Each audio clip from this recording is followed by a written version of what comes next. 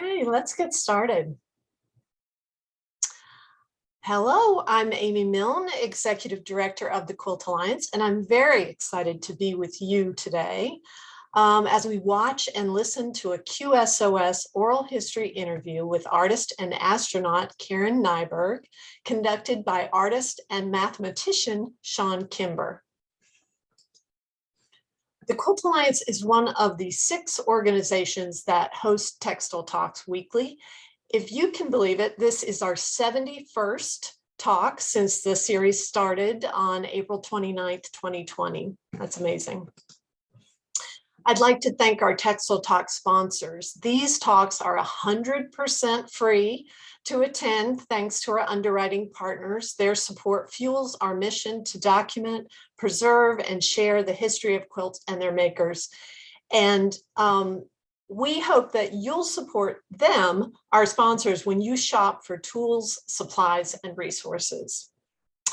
As a reminder, please note that you can use the chat feature today, the chat button, as you see on the slide, to talk with fellow attendees. I see lots of hellos. I love that because it helps us see where everyone's joining from. It's so cool. So you can use the chat feature to talk to fellow attendees, share your reaction to the program in real time. You can also use the chat box for help if you need technical help with a Zoom related issue.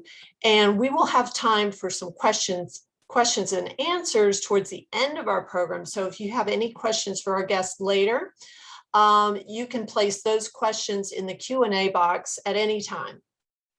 But if you place them in the chat box, they tend to get lost. So please do put them in the Q&A. We've got live transcript enabled today. If you want to click on the More button on your settings, you can show subtitles. And you might have to work with your settings if you don't see that, but that's a nice feature if it's something that you want to use. Today, we're featuring a QSOS interview. QSOS stands for Quilters Save Our Stories, and it's an oral history project started by the Quilt Alliance in 1999, so 22 years ago. Currently, there are more than 1,200 of these interviews archived at the Library of Congress and with our project partners, the Louis B. Nunn Center for Oral History at the University of Kentucky. Each interview starts with a single quilt, what we call the touchstone quilt, and moves on from there to cover a quilter's life in quilts, process, history, family, and ideas about the quilt world. Tell me about the quilt you brought today is the starting point for almost all of these interviews. And we're excited to share today's interview with Karen Nyberg, conducted by Chawne Kimber. Dr. Karen Nyberg is a mechanical engineer and astronaut with 30 years of experience working at NASA on human spaceflight. She was selected as a member of the NASA Astronaut Corps in 2000. Dr. Nyberg made her first trip to space aboard Space Shuttle Discovery in 2008 during the height of International Space Station, ISS, construction. On her second space flight in 2013, Dr. Nyberg launched on a Russian Soyuz, I'm getting that wrong, I think it's Soyuz spacecraft, and lived and worked at ISS for 166 days. While she lived on the International Space Station, Dr. Nyberg became the first person to sew and quilt in space when she and NASA invited crafters from around the world to join the Astronomical Quilt Challenge to stitch together a global community quilt. Recently retired from NASA, Karen Nyberg is pursuing her passions of creating textile art, designing fabrics to inspire interest in STEAM, and helping find solutions for the sustainability of our planet. Nyberg lives in Houston, Texas with her astronaut husband, Doug Hurley, and their dino-loving son, Jack. Chawne Kimber is an award-winning textile artist who exhibits quilts and embroidery in museums, galleries, and festivals all over the United States. Through cultivation of cotton in rural Alabama, some of her ancestors unwillingly participated in building the United States. Inspired by quilts made by these ancestors in the late 1800s, Chawne interprets traditional patchwork forms in an improvisational style and indulges in social confrontations in quilt form. When not manipulating cotton, Chawne is a dean at a university in a mid-Atlantic state.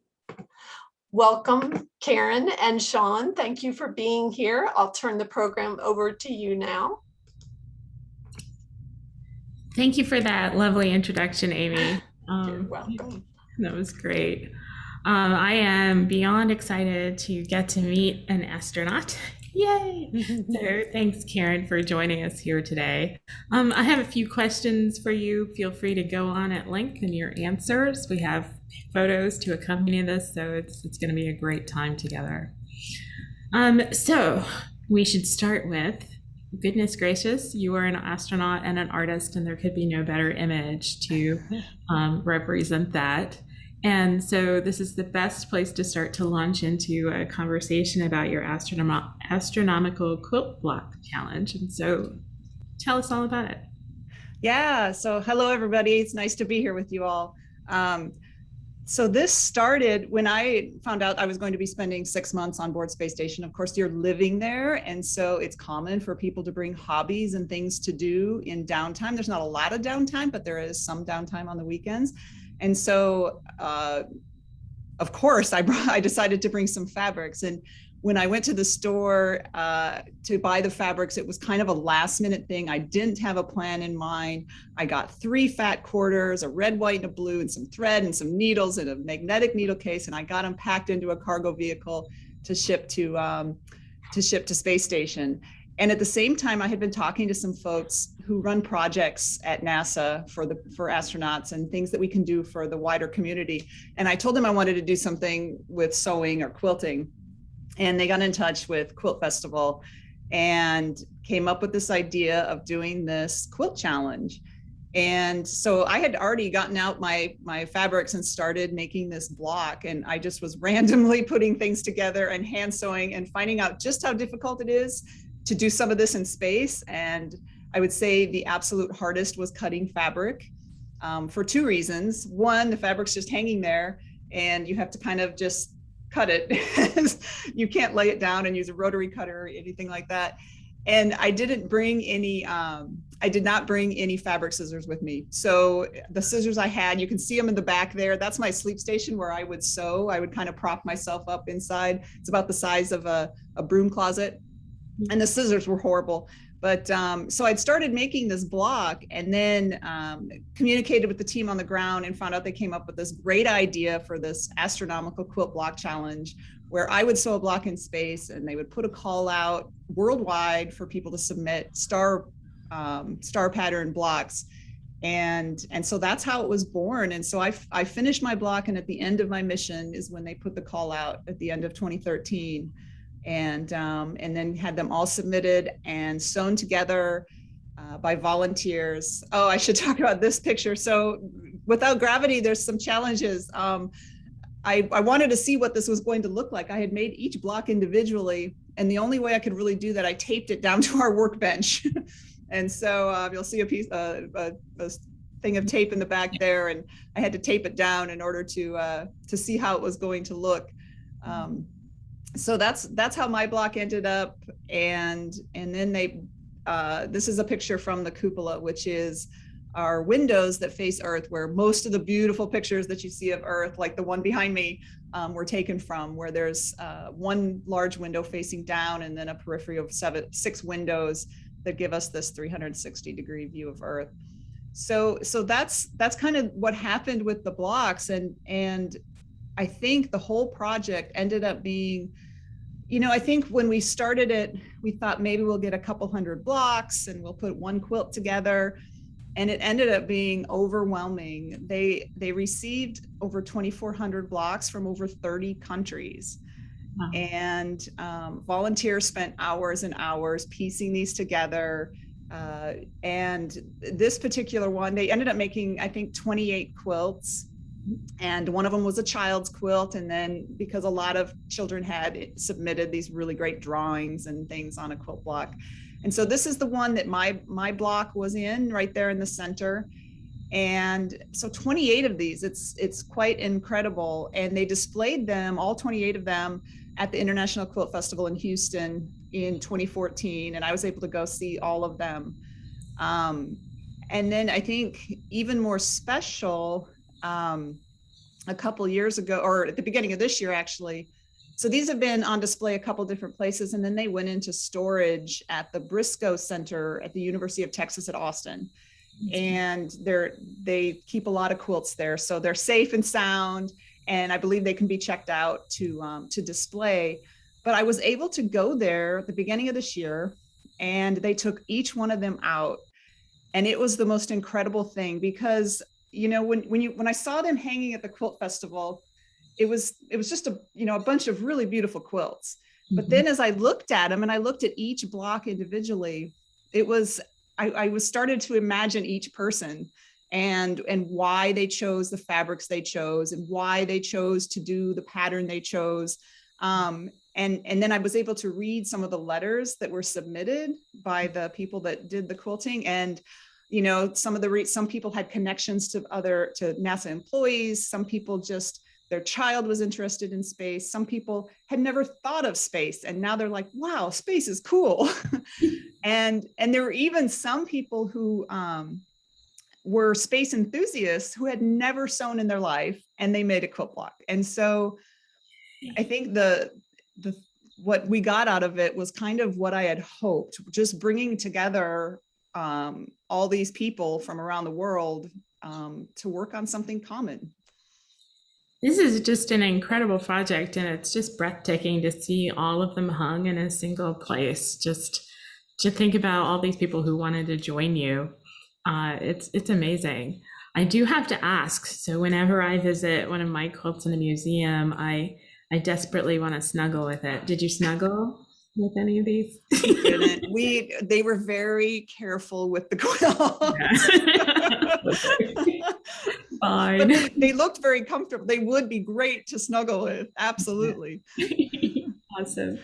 So thank you for telling us about this great project. I'd like to switch to let's now focus on you and your quilting origin story. I have a long list of questions I can ask, but let's start just with you telling us where you started and who were your inspirations. Yes, my mom taught me to sew on this machine, this Singer, when I was about 6 years old. She says that I always was asking her if I could do it, because she sewed quite a lot. She made all of our prom dresses and snowmobile suits, and she was always sewing for us. And so I took a huge interest in it and started sewing, and I would sew puppets and doll blankets and stuffed animals. And then once I got into like 6th grade, I think I made my first shirt when I was about 8 years old. And then I started doing my own clothes. Like junior high, I would sew all summer. I would buy one pattern and several pieces of fabric and make the same pair of shorts several times. And the first quilt that I made actually I was probably, I don't even remember, junior high or so. And I just took all the scraps I could find in the house and sewed them together. And I had no idea what I was doing. I watched, there was no no YouTube at the time. So no tutorials to watch. I just cut a bunch of squares with my scissors and sewed it together. And it was about as imperfect as a quilt can be, which probably is some of what's sweet about it, but I actually used this then for a long time on my bed. But that was the very first quilt, or blanket, maybe it would be better called, that I ever made. So you did get in some snuggle time, so I'm glad to hear that. I did with this one, yes. That's great. So are there any quilt makers in your family, or mainly the originations from two of my sisters quilt? Oh, and like I said, my mom sewed. She also knits, so she's done a lot of knit blankets. She did not make quilts, I don't think. She has been involved with like the church Quilt Guild. Well, she'll go in and work with some women at church, but that wasn't one of her major things, was making quilts. Yeah. So what do you like about quilt making? For me, I just love to create. I think I always have loved to create, and it's very relaxing for me for the most part. I mean, there are times when I think everybody has times when it's frustrating and, you know, a thread gets tangled or whatever happens. But I've always found it very, very soothing for me. And I've also loved making gifts for people. And that's kind of how I really got into making more quilts, was wanting to make gifts for people. Yeah, all of my first quilts they're long gone. They're gifts. I don't even remember what I made and who has them. And Yeah. sometimes I visit friends. I'm like, oh, I recognize that. So, do you have any favorite techniques when you're making these traditional quilts? For the traditional quilts, I just usually, I don't generally go by a pattern or anything. I just kind of design a simple block. The traditional quilts I make are generally very simple, but I do like to applique on them. Yeah. Yeah, I do love applique. And I think that's kind of what brought me into what I do now, with more applique and thread painting and that sort of thing. Sounds great. So you showed us what it looks like to sew in space. What does it look like when you sew now? I think we have a photo of your workspace. Yes, so I have one of the small spare bedrooms in my house, and it is very makeshift. I mean, you'll even see my table. I have stanchions to keep it up, get it up a little higher for cutting. I'm looking forward to someday having a more, you know, larger. This one I actually have to move my desk in order for room to sew, but it works well, and I can do what I need to do. Then I'm lucky that I have this spare bedroom that I can actually use for this. Mm-hmm. So I do want to kind of go back a couple of steps. Is there, I mean, it looks like you use every possible technique, actually, even though you might prefer applique, you got it all down. So is there any part of quilt making that you don't like to do? I do not care for putting in the batting and quilting. Okay. For large pieces, because I don't have a long arm, and so I do it on my machine, which has a nice throat, so you can work pretty well with it. But that part of it is probably my least favorite, and just putting it together and pinning it. And now some of the wall hangings I do, of course, they're fine. They're small enough where it's not that. But any of the larger quilts I've done, that's probably my least favorite part. The scrunching, right? Yes. And like lugging it over your shoulder and get it down in Yep. there. Yeah. And then it starts to fall behind the machine, and you gotta. Yeah. And then your back starts hurting, and yeah. I hear you. It looks like you have a great space though, and there's some gorgeous stuff on the wall that I think we're going to talk about in a moment. So how do you balance your time now that you're here on Earth, and how did you balance your time? Like, work-life balance is something that's on my mind, especially now that I just took a big job. And so how do you get to do both, have a life and a great job?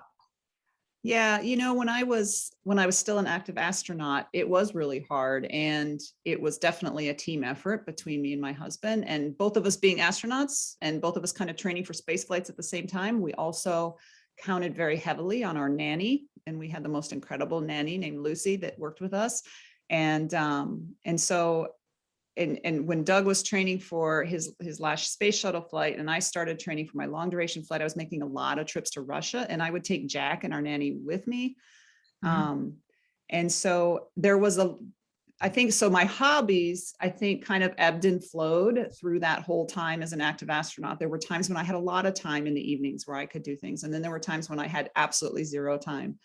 And most of my sewing happened from Thanksgiving to Christmas, because I was on a roll getting gifts made.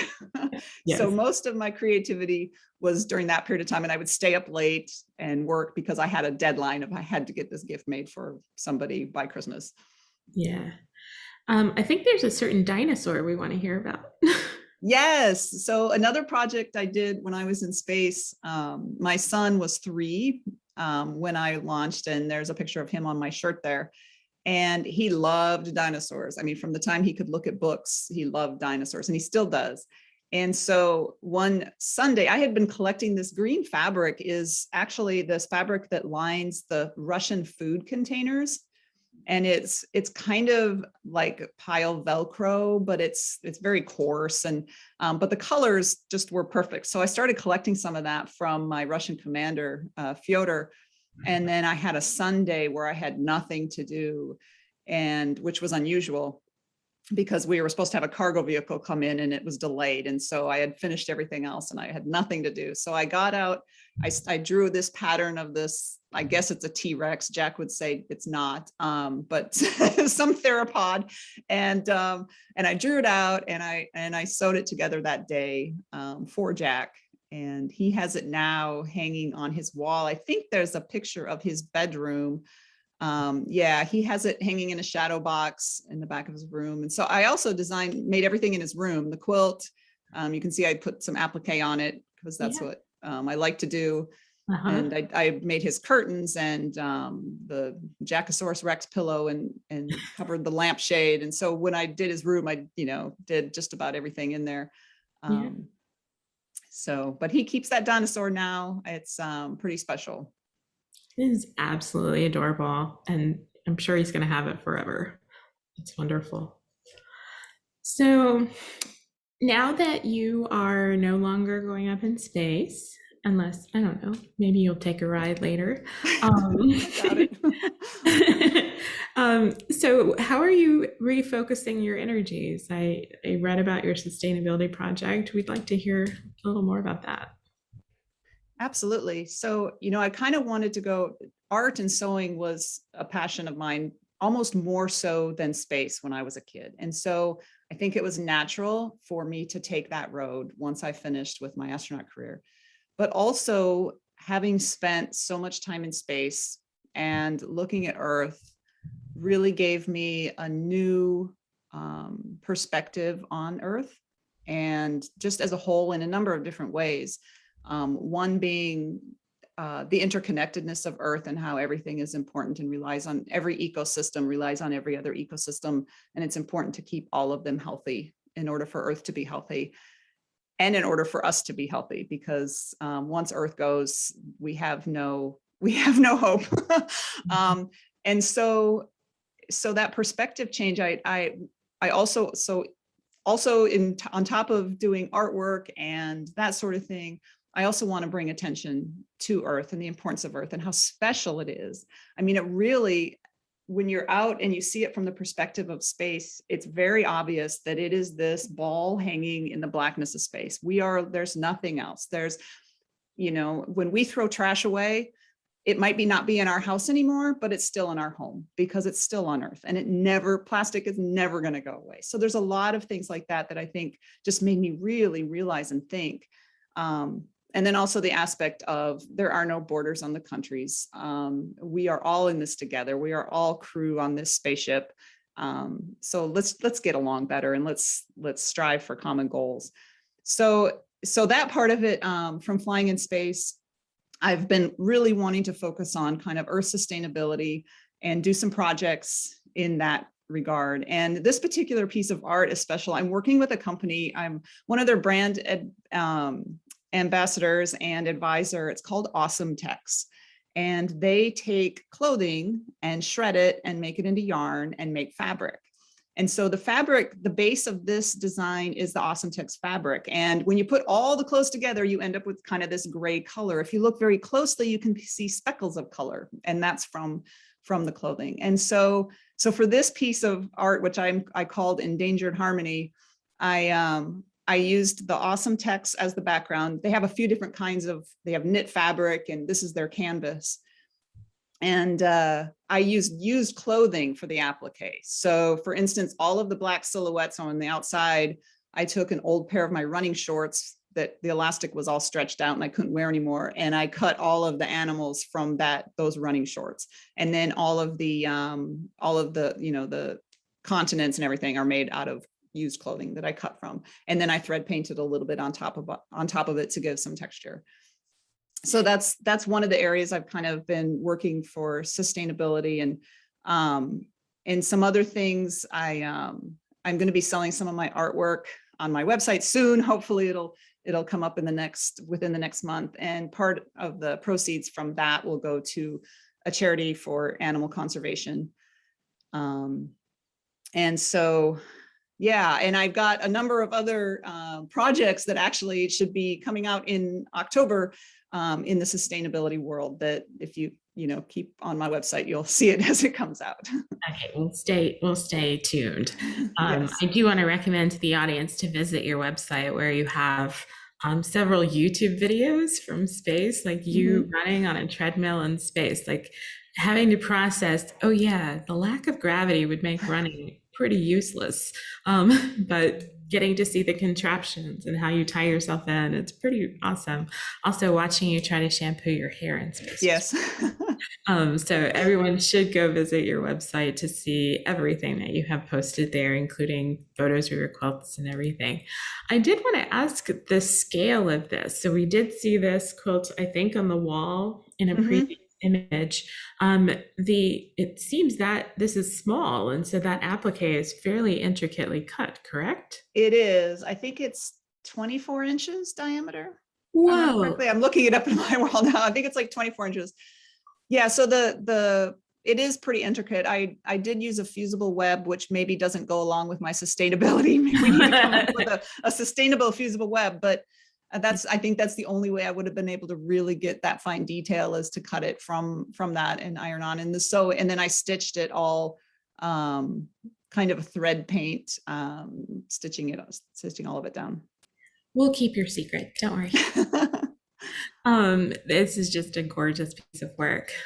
It would be great if you could show us more of the work that you're doing now. So more of your quilts. And so Absolutely. I think we have a series of images coming up. Yeah, so like I said, one of the things I liked to do is give gifts, and a lot of my more standard quilts. This is a gift I made for our nanny Lucy, and Jack picked the colors. He picked what her favorite colors were, and he wanted the pattern to be the same as the quilt I made for him. And so that's how I decided that. And then he drew a picture of him and Lucy with a heart and a couple birds, and I appliqued that on there for her. So that was kind of a gift for her, as she stopped working for us when he went to kindergarten, and we couldn't give her 40 hours a week anymore. And so this was kind of her gift to thank her for all those years of being so special to us. That's so cute. Quilt. And then another more standard quilt. This I made for one of my friend's daughters when she graduated from high school. And like I said, I never use a pattern. I usually just kind of design in my head. And she likes dragons, and she liked the color teal. And so that's how I came up with this. And I did some research on dragons and kind of, combined like a few different dragons I saw online somewhere, and turned them into this dragon, and then drew it out on freezer paper and then made this as her graduation gift. Again, with the well-cut applique, this is just, yeah, you've got skills, girl. Thank you. Let's see so then, after I stopped flying, and so I wasn't quite as busy at work anymore, I started taking a couple art quilting classes. I took a class from Lenore Crawford, and then I took a class from Sophie Standing, and I'm so impressed with the thread painting and the work she does with animals. And so we had made a raccoon in her class, and when I brought it home, my husband said, I want a kudu. And so I made this for him for Christmas. I think it's one of those I started at Thanksgiving and worked nonstop until Christmas so he could have it. But it's in the style that Sophie would do. It's a little different. I can't do as good as she can, but it's on our wall here at home. Could you say more about the techniques that went into this? Yeah, so basically I drew a pattern. I drew a pattern on real, the full size. I taped paper together and drew the pattern on the full size. And then I would trace onto a technique I learned from Lenore Crawford was tracing the pattern onto freezer paper and then ironing that to the fabric to cut the pieces.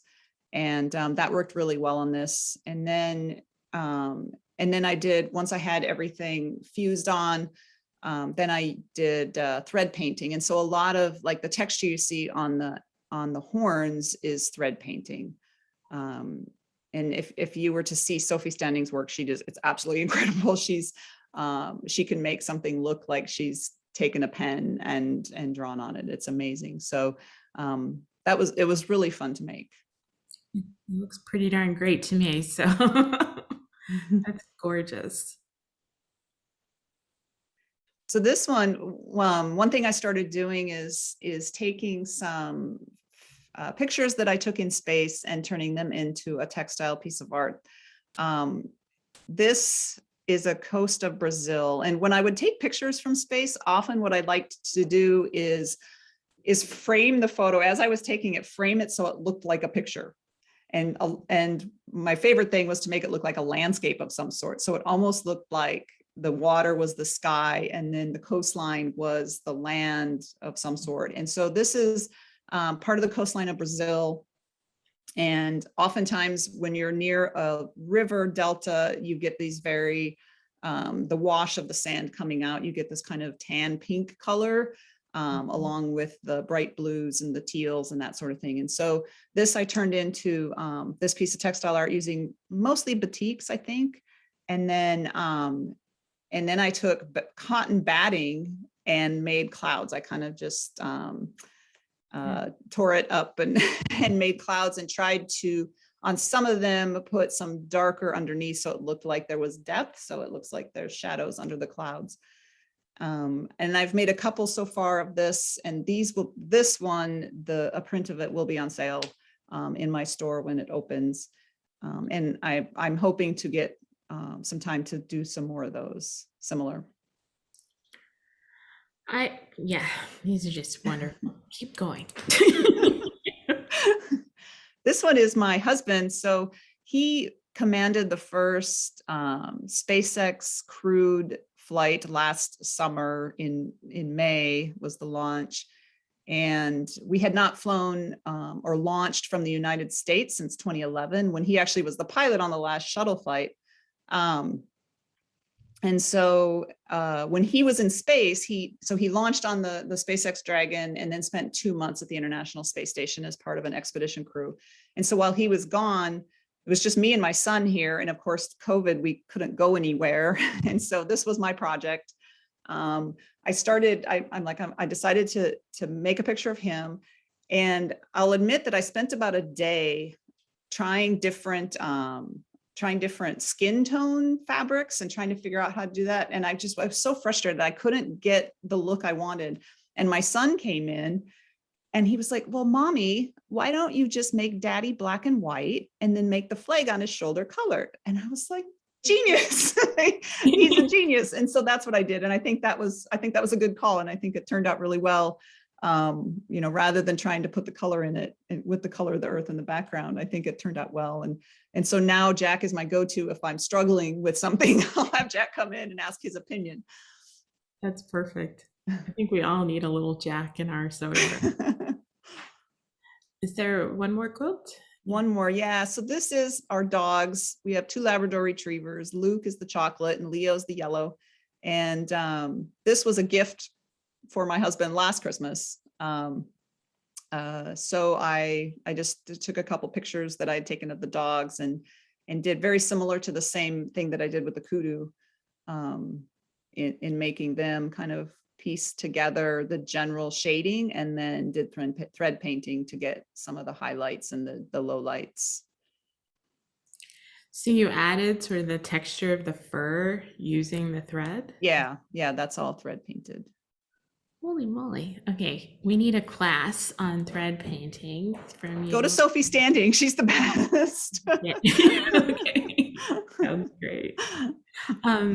Thank you for sharing these quilts with us. I think we're getting a nice 360 view of who you are and what you do. To end the formal interview portion, I wonder if you could tell us, why is quilt making important? There's so many other media one could choose that are faster, less painful, but why quilt making? I think it provides so much breadth in what you can do, and so much interpretation.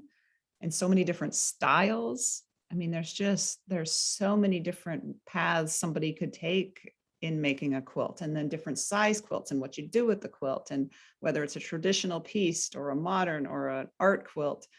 And I think it also, you can get to the point where you're trying to do more of the art ones, but then you can also do, if you don't call yourself an artist, you can make traditional pieced ones, the quilts, and then play with the fabrics and use that as your art expression of what fabrics you choose and those types of things. So, if people are like me, you just find so much, it's just soothing to do that. And it just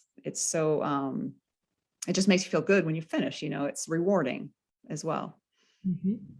And when you have a big job, sometimes it's good to have those rewards at home because things at work. Absolutely.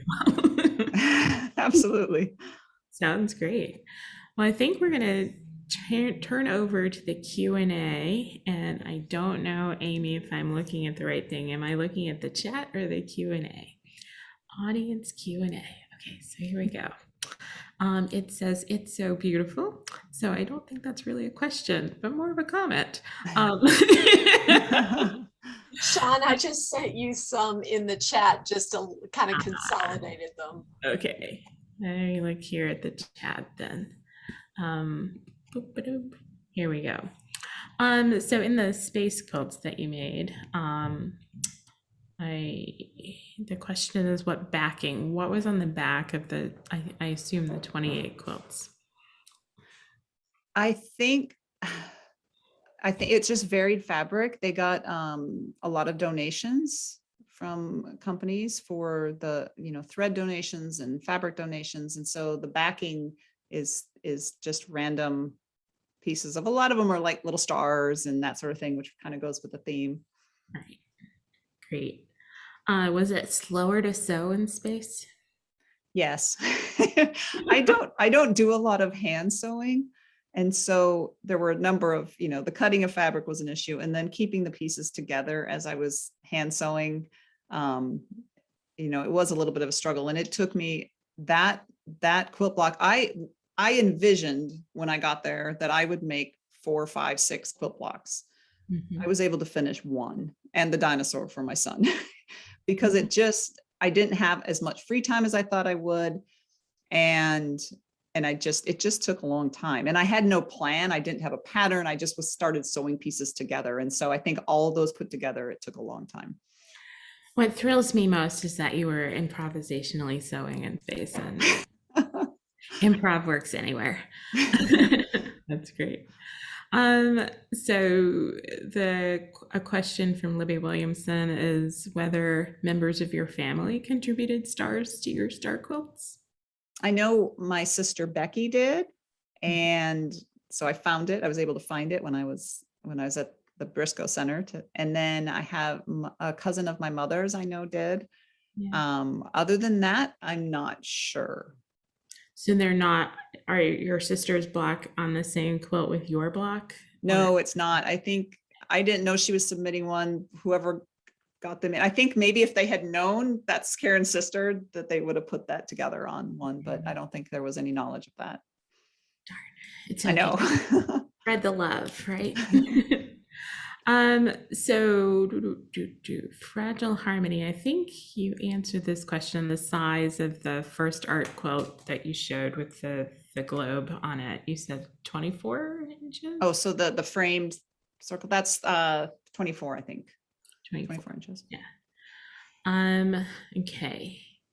The Brazil coast, we're asking for precision about exactly what part of the coast we're looking at there.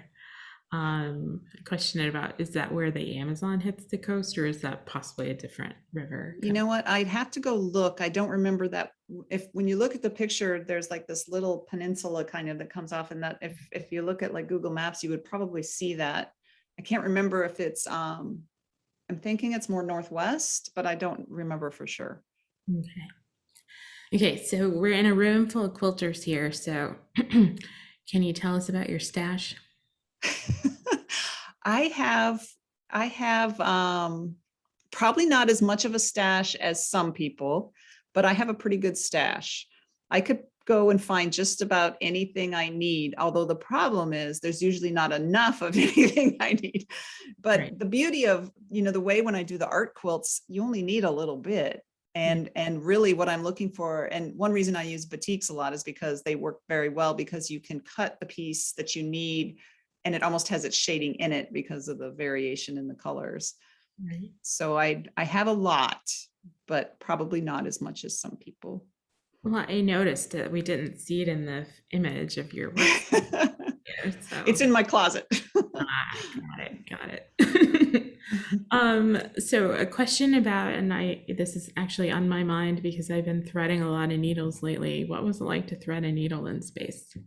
That wasn't a problem at all. Threading the needle, managing the needle. And if I dropped it, it just stayed right in front of me. So it was not, I just had to make sure I caught it right away before the air ventilation took it away. And so the needle work was not, or the working with the needle itself was not a problem. Yeah. So relatedly, do you see any connection between quilting and STEM? Oh, absolutely. Mhm. I remember sometimes trying to come up with how big I need to cut a piece. It's like the engineering and the math involved, especially when you get into some of the more detailed piece. It absolutely, I think, is very mathematical and very STEM. Mhm. And I think more so than a lot of people realize, to be honest. And then even just using the machine, and understanding the machine and how the machine works. And it's very STEM oriented, I think. Yeah. I sometimes like to take my machine apart and put it back together. Sometimes there's an extra part. It wasn't necessary, surely. Um, but yeah, there's just this need to discover, and I feel that Yeah. it actually permeates every part of making somehow. I don't destroy machines, I promise, but you have to I wouldn't dare take mine apart. you just have to look under the hood. Come on. Yeah. We have a question from Lisa Greer, who's sort of asking a question about what if you have, any advice you might have for someone who used to make a lot of quilts, but took a break for a while to, I happen to know her, she's a geology professor, and, took a break to do big things and then came back, not having a lot of time and feeling a little rusty. How would you get started again? I've found myself having a hard time getting started after periods of time. And usually what I need to be inspired by wanting to give a gift to somebody, because I get this idea in my head. I'm like, oh, this would be perfect for so-and-so. And then it's like, then you're super motivated because, then you go to the store and you look at the fabrics and you pick, and it's just, it gets fun all of a sudden. I think the times that I've had a hard time doing it is if I feel like I have to do something, or I feel like I just don't have an inspiration. And so once I find that inspiration, which usually oftentimes will come with wanting to give a gift to somebody. Mhm.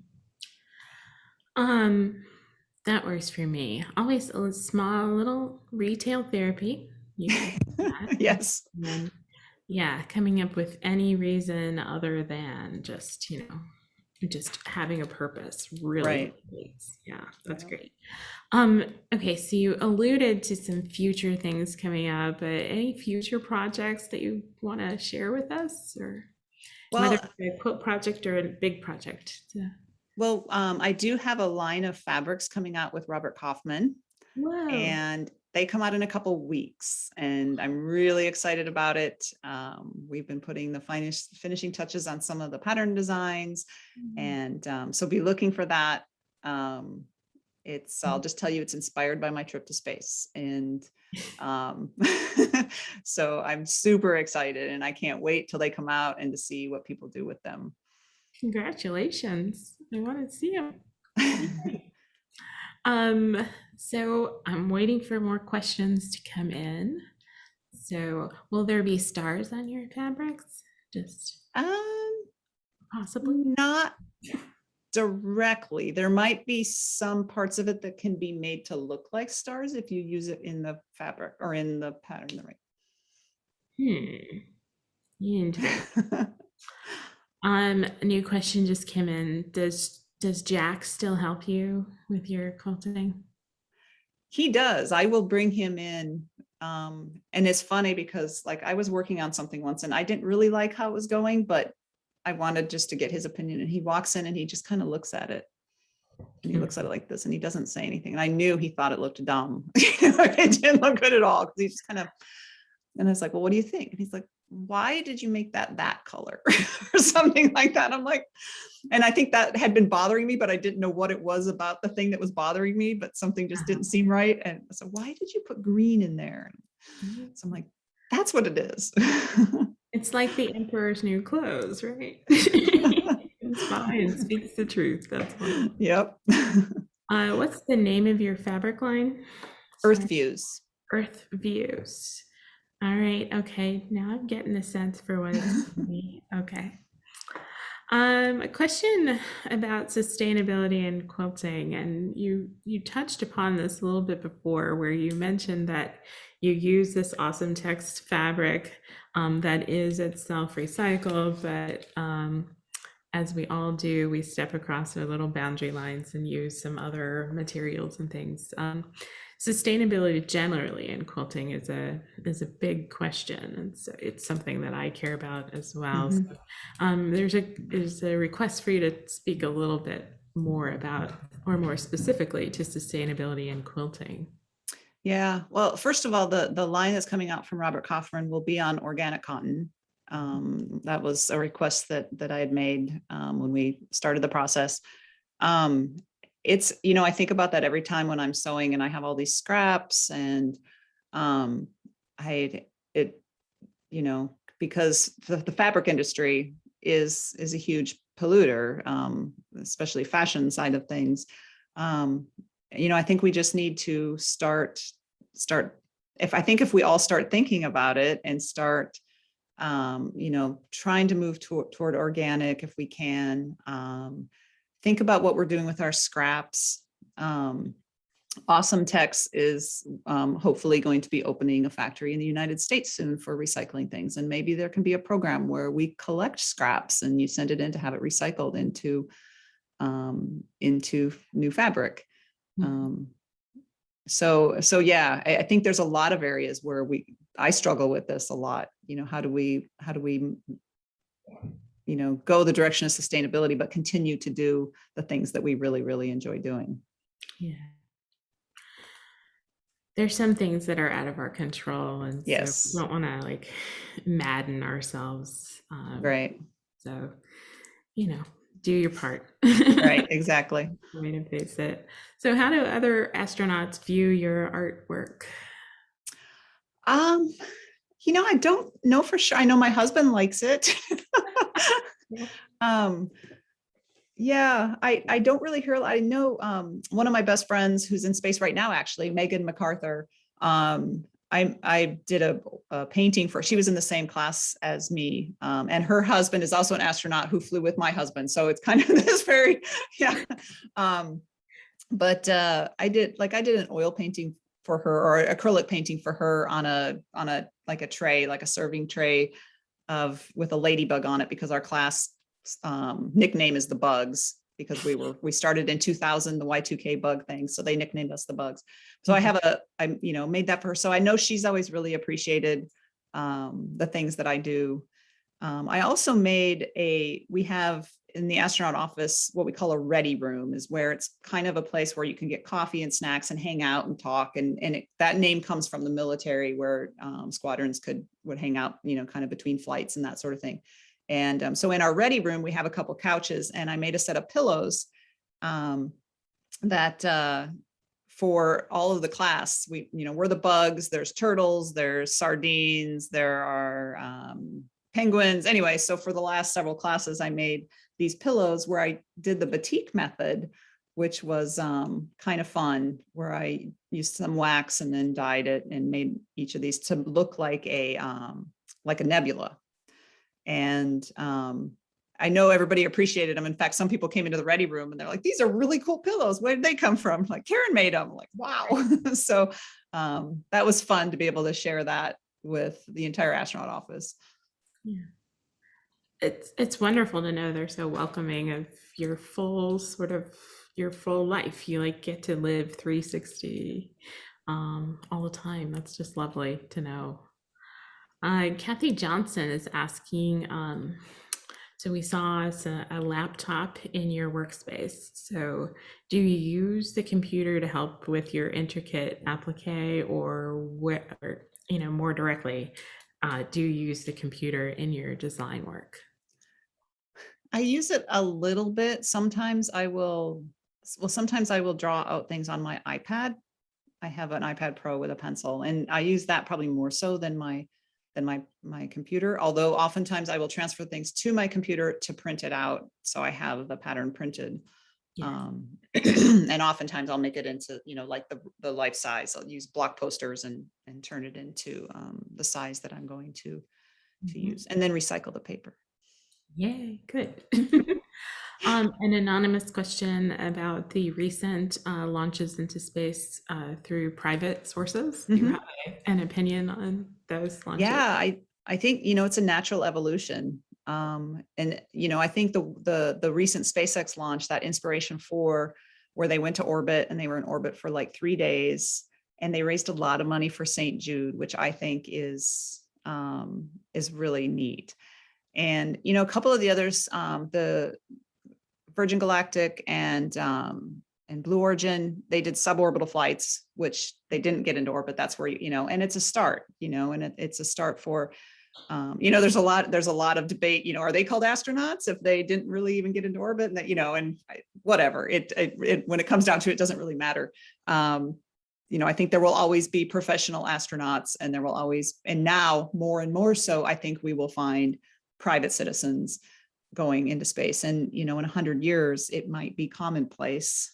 And it has to start somewhere. We just don't know. So I think it's exciting, and it's exciting for more people to potentially have the opportunity. And another thing I liked about this Inspiration4 is it wasn't just, there was one gentleman who paid the entire bill for the, and not everybody that rode had to pay a lot of money. And so it was more average citizens that were able to go on this, rather than only being able to go if you had a lot of money. And so I think that was really neat of that as well. And I think we'll get to a point where we see more and more of that. And I think the more people that have the opportunity to experience what we as astronauts experience by looking at Earth and appreciating the beauty of Earth and appreciating what Earth is, I think the better off we'll be. Well, that sounds like a great place for us to end this conversation. I think Amy's going to come back. Right? Thank you both so much, Karen and Chawne. That was wonderful. I'm getting so many great comments. I'll make sure that you both see them too. I'm going to share my screen again and just give you an idea of what will happen to this interview. After the recording of this fantastic interview will be archived with the rest of the QSOS collection at the Louis B. Nunn Oral History Center at the University of Kentucky and at the American Folklife Center at the Library of Congress.